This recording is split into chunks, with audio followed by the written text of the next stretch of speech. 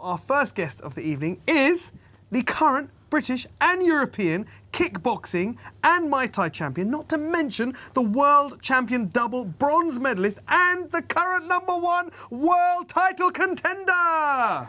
I wouldn't say Muay Thai, it's Muay Thai. Muay Thai is a drink. All right, okay. All right. Well, but she might be a champion. You really stole my thunder there, man. Sorry about that. But to top it all off, she's even developed her own modest range of sportswear for women, a symbol perhaps of her modesty and Islamic values that she prides herself in. Do you know it's that? Her. I was expecting a guy with all of that. It's not a dude. That's it's right. a dudette. A woman not to be messed with, I can tell you. Ruqsana Begum, Assalamu alaikum. Welcome to Living the Life. I love my introduction. What, great, huh? So much enthusiasm. I built it up, and then you dropped it back. It's not that. It's just I don't want to confuse everyone that you're not a champion drinks maker. Of course not. But you look very shy, very timid. You don't come across as fearsome. You know, this kind of persona like the Ivan Drago in Rocky IV. That kind of, you know. I don't think you need to be aggressive all the time. But it must be part of you that likes violence. I think I'm competitive. Right. That's competitive. what it is, yes. Okay. So let's just summarise that again. So you are you're world champion at what? I'm current #1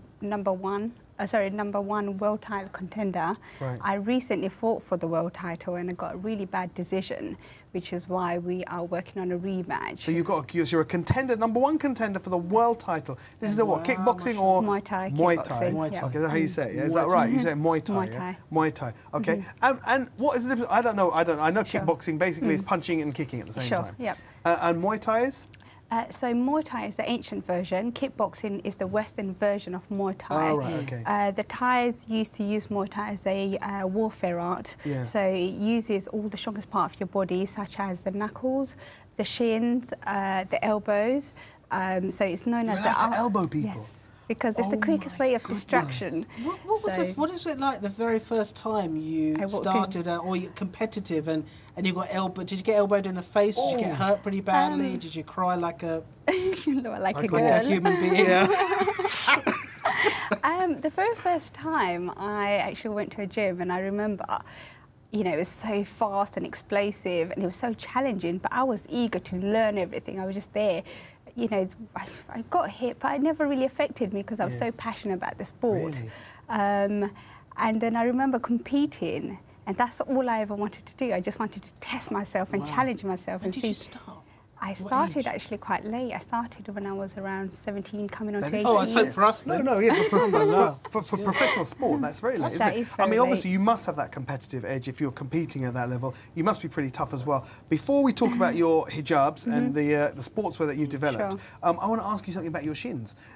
Do you whack your shins with hard things to make your shins even tougher? Because I heard you said whack, didn't you? Whack, yeah, that's what I said. Okay. No, not wax, not wax. Whack. I just heard something else. No, do you whack your shins? I've heard that Thai boxers and kickboxers and all that they have to whack their shins. We do condition our shins, but a lot of the time we use really hard bags with like sand in the bottom, so it's solid, I'm telling you. So you don't use those big, hard, thick like branches. You don't go to a forest. Well, in Thailand, you know, if you watch some of the Thai fighters, they actually just go around kicking trees. Oh, so that's what you're saying, they do condition. Could you go and kick a tree? Would it Bamboo hurt tree? you? I've conditioned my shins now as well, but you How know, long you does it take to condition your shins? I've been training for like 12 years. So your shins can take a good beating, basically. I can work through the pain. So, right, someone But like that's more us. to do with mental strength than anything. It's not about, you know, I'm human like everyone else. And I'd love to be. I mean, a friend of mine, he's an MMA fighter. He lightly tapped my leg here, right? And were you like? And I was in tears. Because he's got really big, thick branch legs, and he's very delicate. He's very delicate. When my coach actually just like lightly defends, his shins are like rock hard. Well, even then, I get pain. I'm like, look, you've injured me. Let's see some of the. I mean, you come on to talk about your new range. So, what is it that inspired you to do this? Do you think a lot of our sisters are prevented from sport because they want to remain modest while they're playing sport? I think definitely. You know, being a Muslim, and I remember growing up, and one of the things, the struggles that I had was going to a gym and still keeping my beliefs, upholding my beliefs and remain true to my beliefs and religion.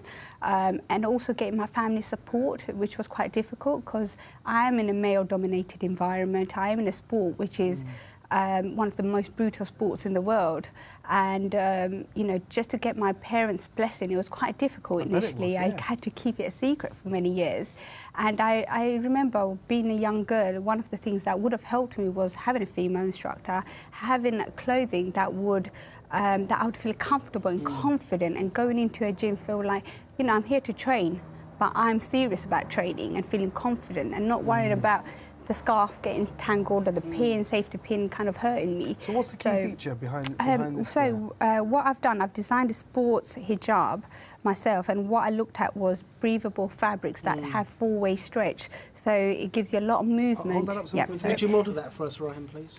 So at the moment, as you can see, I'm still kind of making final. So actually, yeah, so you literally are designing it. You've still got pins in it. Yeah, this is a sample piece, but I've got other ones which is the same but in different colours, which is this one doesn't have pins. So just for the people watching, I'm sure guys as well as sisters probably thinking, what is the main difference between that and a conventional hijab? I can see that this is probably a bit more stretchy and a bit more fitted. Sure. This is you know, designed to fit comfortably, so when you're taking part in sports, you're not worried about the scarf pulling too hard or having the to movement. keep pinning it up.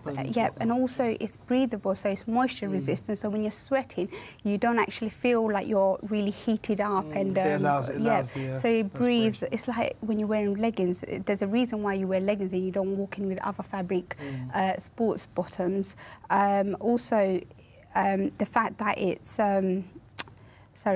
I was going to put antibacterial as well onto the scarf, so it gives you. So when you're taking part in sport, it's the best thing for you. Let's be frank, so you don't smell. Is that what you're going to say?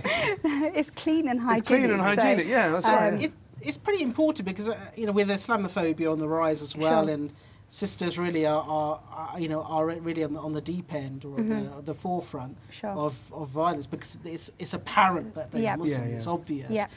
So this will definitely at least encourage sisters that, look, you don't have to compromise your belief in your deen in order to do the basic, which is self-defense. Would you say that that's kind of spot on? That's exactly what it is. And I mean, one of the things that really inspired me was the fact that when Saudi Arabia took part in the Olympics, and you had other Muslim athletes that represented their countries, and they had hijabs on, but they were specially made for these elite athletes in order to meet the health and safety requirements. And as you said, I mean, that inspired you, and I know it inspired. I've heard women talking about that and girls talking about it. When you see at that level, at the Olympic level, you see a woman with hijab and she's competing at the very top international level. It's inspiring. Well, look, definitely. Stay with us. Loads to ask. Stay with us. We've got more to ask you. Indeed, we're going to be back in a moment, aren't we? I feel very safe. I'm scared. Well, do stay with us, as after the break we'll be revealing some all-important news, was giving you the chance to get involved. As always, don't go anywhere.